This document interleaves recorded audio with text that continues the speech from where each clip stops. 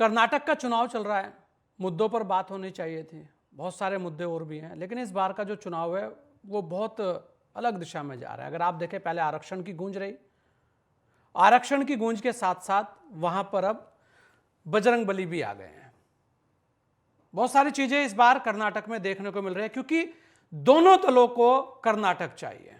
इस पूरे जो मुद्दे की राजनीति को कहें या जो वर्तमान में बजरंगबली की बात चल रही है उसे लेकर आप कैसे देखते हैं कि आखिर चूक कांग्रेस से हुई है या बात कुछ और है? जी संजय जी, नमस्कार। नमस्कार टू माय फेलो पहले देखिए, ऐसा है कि जब हम बात करते हैं कर्नाटका इलेक्शन का, तो नो डाउट अगर आप उसकी पूरी हिस्ट्री का देखें कर्नाटका की, तो कभी एक बार कांग्रेस की, कभी दूसरी पार्टी की सरकार हमेशा रही है। इनका एक ट्रेंड चला है राजस्थान में और दूसरी जगह पे होता है। जिस तरह से जब चुनाव स्टार्ट हुए तो आपने देखा होगा संजय जी की कहीं ना कहीं, माने या ना माने, हवा जो थी कांग्रेस के पक्ष में चल रही थी और ऐसा लग रहा था कि कांग्रेस 100 का आंकड़ा आराम से पार कर लेगी।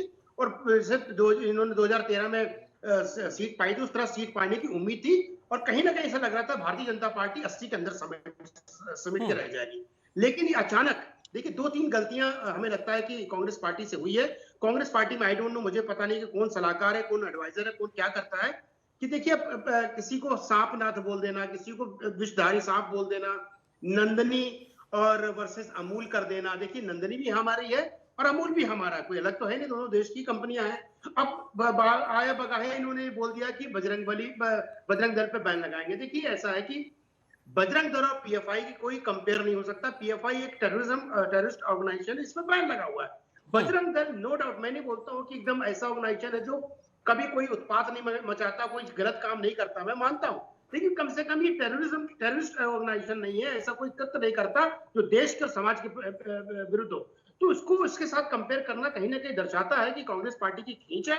कांग्रेस पार्टी एक वर्ग को खुश करना चाहता। देखिए, अगर आप पूरे जातिगत समीकरणों कर्नाटक देखें और वोट के समीकरणों देखें, तो जो मुस्लिम वोट है तकरीबन 13% के आसपास है, और उसके वोट में अगर देखा जाए तकरीबन 79 लाख वोटर है।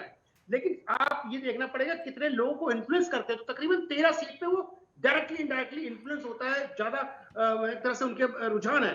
तो ये चीज कहीं ना कहीं उनके लिए बहुत घातक हो गया। देखिए, भारतीय जनता पार्टी तो ये कोई भी अगर कोई गलत काम कांग्रेस उठाती है संजय जी, तो भारतीय जनता पार्टी उसको पकड़ने में लपकने में तो कोई गुरेज करेगी नहीं। तुरंत उन्होंने लपका और बजरंग बली का नाम लेकर के उसको कन्वर्ट कर दिया। मैं वही तो कह रहा कहीं ना हूं। कहीं संजय जी, आप देखेंगे कि लगातार कांग्रेस ये कह रही है कि हमने कब कहा कि बजरंगबली में हमारी आस्था नहीं है। बजरंगबली में तो हमारी आस्था है, बात तो बजरंग दल की हुई थी। तो बजरंग दल बजरंगबली कैसे हो गए?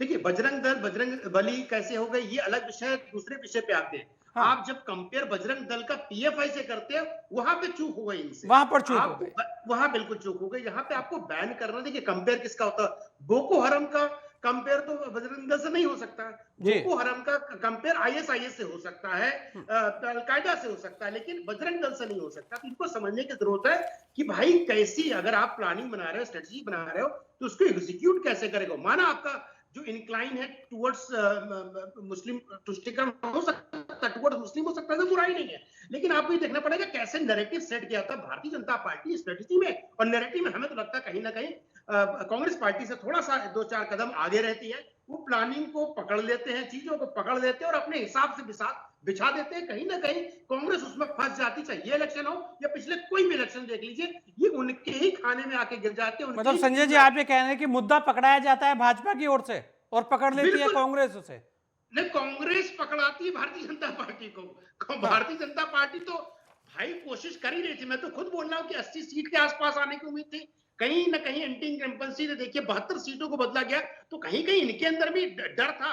लेकिन क्या होता है कि कुछ राजनीतिक पार्टी कहीं ना कहीं आगाहे बगाहे कुछ ऐसे मुद्दे उठा देते हैं जो दूसरे के लिए लाभकारी हो गया। इसमें कांग्रेस ने ऐसा मुद्दा उठा दिया जो भारतीय जनता पार्टी के लिए तो बल्ले बल्ले हो गए। उसमें बुराई नहीं, भारतीय जनता पार्टी उसको लुभा दिया, इसमें कोई बुराई नहीं है। बुराने में 1 मिनट नहीं लगता है। इनके पास परिपक्व नेता है, ऐसे लीडर है कि बातों को घुमा के कैसे प्रस्तुत किया जाए और किस तरह से रंग दिया जाए, इसमें तो उनका कोई जोड़ नहीं है। और इनके पास एक से एक तीर, जो तरकश है उसमें एक से एक तीर है, कोई भी निकाल के तीर डालेंगे टारगेट पे।